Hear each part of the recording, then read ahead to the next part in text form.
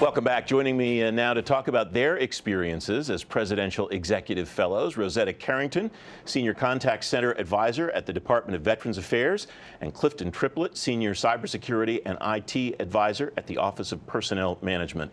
Rosetta, I want to start with you. You came in from the outside world. You came into government from the private sector. What has been the biggest adjustment for you as you've made that transition, learning about how the federal government works? Yeah, well, for me, I've also not just worked in the private sector, I've also worked in the public sector, coming from the city of Philadelphia for the last 8 years.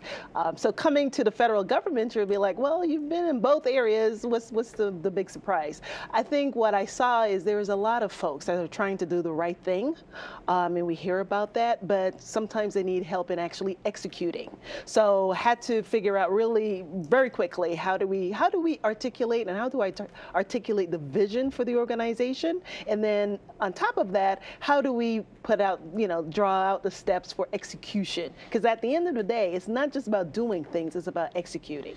Has the execution issues that you've found folks have been running into, are those primarily cultural, or are they policy, operational, that kind of thing? It's all of those things. What I find is federal government is very risk averse. So, and I can understand why. Because if you do something, maybe someone didn't think it was the right thing to do, you could end up on the front page of the newspaper very easily. So what you tend to do is just be very cautionary about the things that you do. But being a presidential executive fellow and having the background experience and saying, hey, we can move forward. We're not the first one that's going to have done this, been on this journey before. It's just really sitting there holding their hands, but being part of the process with them. So they see if you have some skin in the game, people are willing to follow you. And it's just been an amazing process just being in the federal government. It's hard work, but there are people who want to do the right thing and they want to execute and get things done. Cliff, what have you seen as you've made that transition? What's dramatically different in your view from working in the federal government than working in the private sector? Well, actually, I find it to be quite similar. I mean, I worked in some very large companies like General Motors, and so saw a lot of the similar kind of challenges. And it's just an organization that's so large and there's so many resources, people tend to follow into silos and not really understand how much resources available to them. So when I came here, I found there were two major challenges. One, we didn't really take advantage of all the resources the government had to offer for our agency and then across agencies.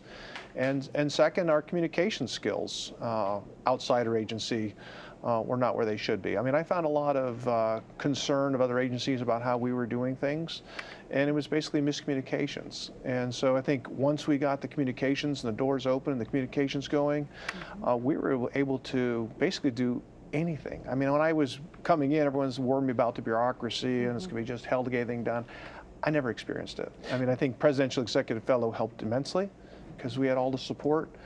But everywhere as I've gone, I have found every agency to be supportive. You kind of anticipated where I wanted to go next, which is, do you think that you have leverage that somebody else working in government might not have because of the name Presidential Executive Fellows next to your name? It helps. It definitely helps. But I think at the end of the day, you need to obviously show why you're a Presidential Executive Fellow. And that comes in from the fact that a lot of us have extensive experience in the areas that we are overseeing. As Cliff was talking about, there are change management issues that people are looking at you to go, okay, should I follow this person? And if I do, how does that shift what I've been doing and what my friends have been doing, right? So leadership is a big part of being a Presidential Executive Fellow.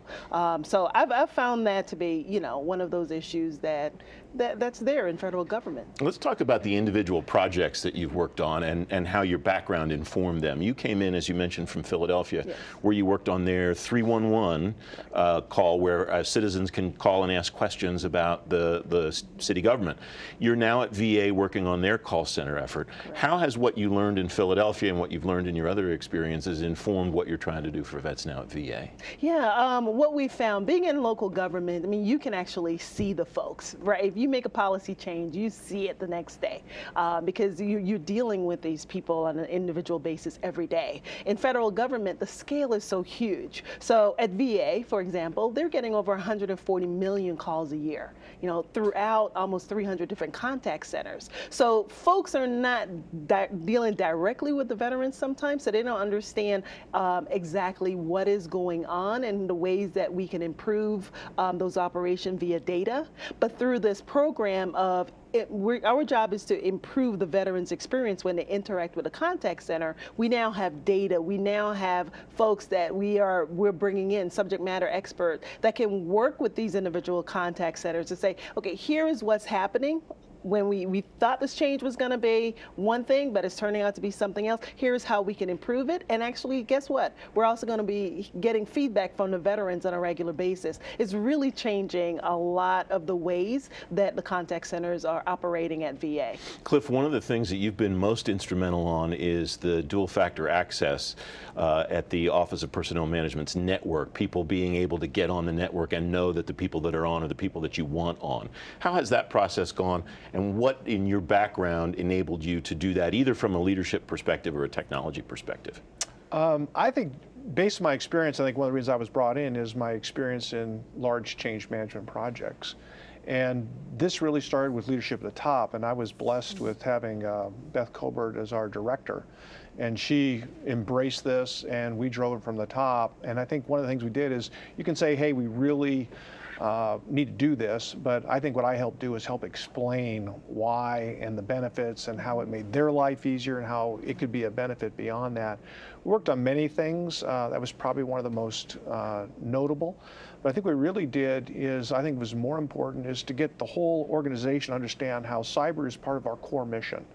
Okay, it's not something in the IT organization.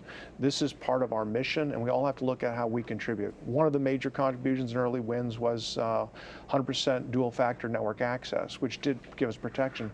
But we also did additional things, like we encrypted all our network and so forth. So it was a whole series of programs. We laid in a strategy. We explained how it fit our mission.